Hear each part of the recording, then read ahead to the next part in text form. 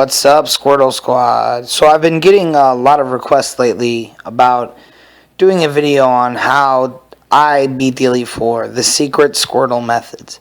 And it's not really anything that you're doing wrong, per se. It's just you're not doing anything right, per se. You need to know a couple of things before you go into the Elite Four. You need to know type advantages. You need to know percentages. You need to know exactly how much your attack is going to do before you click it.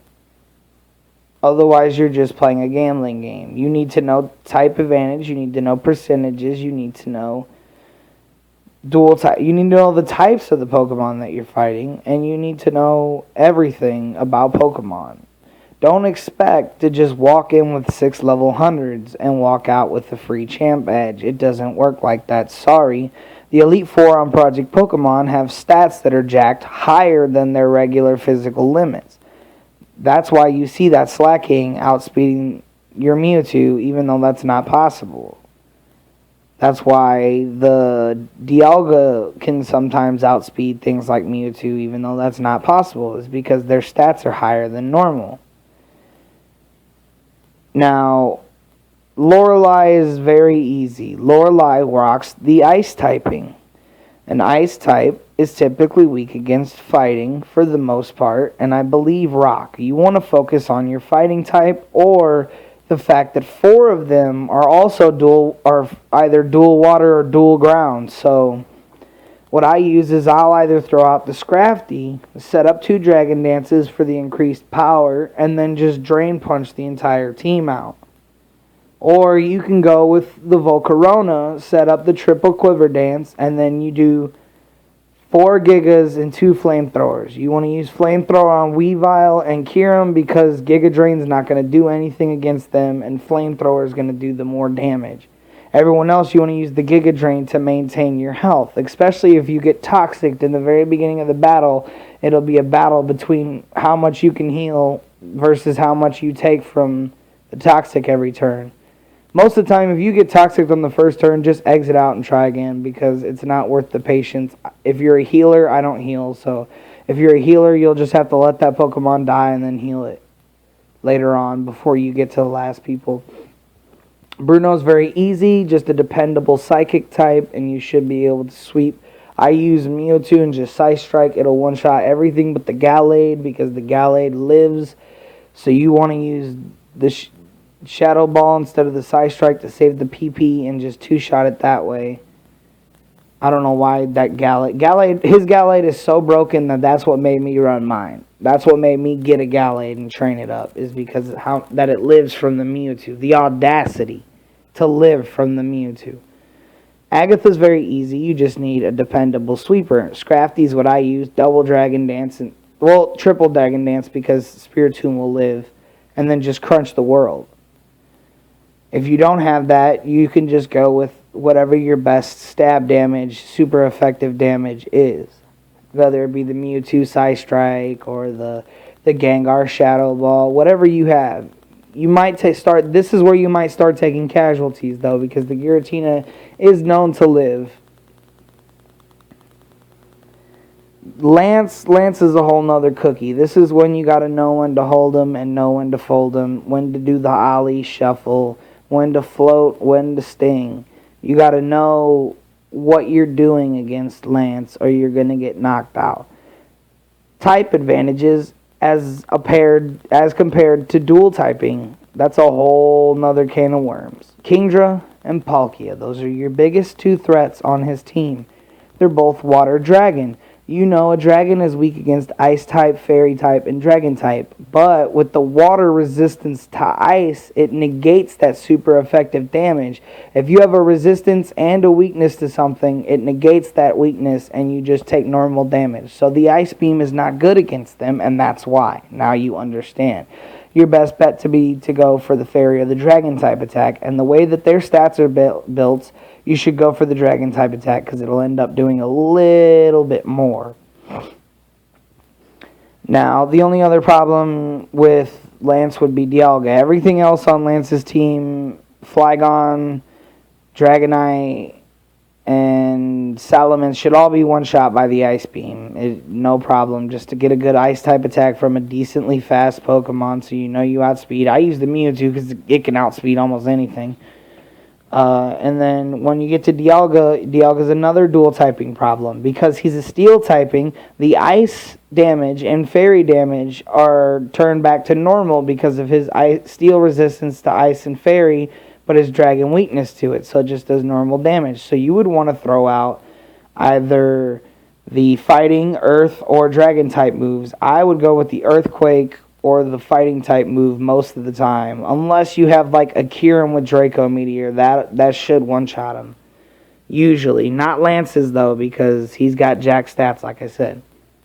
Gary is the final guy. You make Gary harder than he actually is. If you can get past Lance and get to Gary, and you've got heals, you can win the Elite Four. You've got it.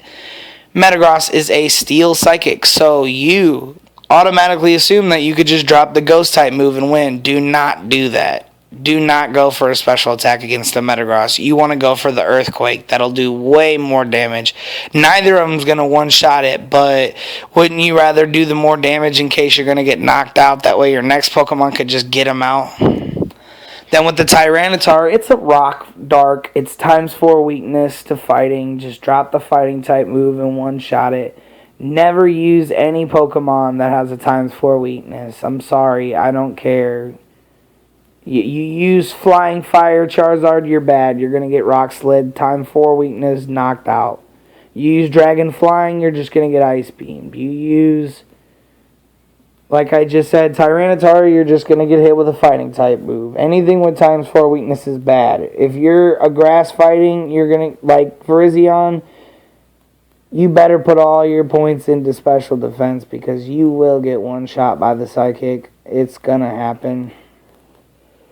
Anyways, moving on. After Tyranitar is the Alakazam. That's just, he's so fast. It sucks. You're probably going to take a decent amount of casualties if you don't have a good setup on him. As long as you're healing and you know what you're doing, you should be good. Do not let him set up the Calm Mind on heals. I don't care if you lose every Pokemon but one to knock out the Alakazam and then spend 12 turns getting knocked out and healing on the next Pokemon, because the Calm Mind will wreck you. Slaking is the worst part of Gary. Slaking is the most powerful Pokemon in the entire Elite Four. If you can beat Slaking, Arceus will be no problem. Or Arceus, however you pronounce it. Pronunciations are subjective, Anyways, you really want to go for a big physical attack against Slaking.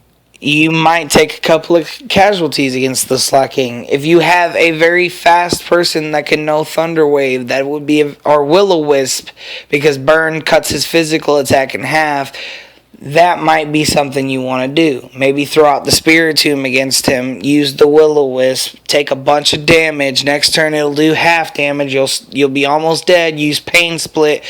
Get your health back a little bit, knock his health back a decent amount, and then just try and Dark Pulse him down. You know, it's good to use Spiritomb against him because he will use the Double Edge and it won't do anything. After that, it's your money, man. You Garchomp's a one-shot from Ice Beam. There's something I'm forgetting in there that he has. Oh no, it's not Pidgeot. I don't remember what it is, but I know it's easily solvable. When you get to the Arceus, that's just a fighting type weakness. You just need a couple of turns to wear him down. The Extreme Speed is nasty, though. Watch out for the stab Extreme Speed. If you have somebody with Mach Punch, that would be cool. Priority. Always go first. If he's using Extreme Speed and you use Mach Punch, I'm pretty sure he'll outspeed because the wording on Extreme Speed says always goes first. Plus if you use a priority versus a priority, like Quick Attack versus Quick Attack, it just goes back to whoever's faster. That's a lot of advice all at once. I know this is like a 10-minute video. You also got to make sure you know stab damage before I leave. Same type attack bonus. Stab damage is not very well known in the Pokemon community. What same type attack bonus means is if you are the same type of Pokemon as the attack you're using. For instance, if the Darkrai is using Dark Pulse, it'll get a 10% bonus on the base damage. So if a Palkia using Scald, which I believe Scald has a 80 base power, 75, you get a 10% bonus. Well, 10% of 75 is 7.5, so you will get 82.2 base power on that attack. The little extra damage could be the difference between them dying or them living with 12. Stab is good. I always have at least 2 or 3 stab attacks. Scrafty has Crunch and Drain Punch, so those are both stab because he's a dark fighting. Stab is good. Know your typings. That's what you need to know to beat the Elite Four. If you can learn how to be a true Pokemon master, know your percentages, know your type advantages, know your move pools, know what correct nature you need, and you'll be good.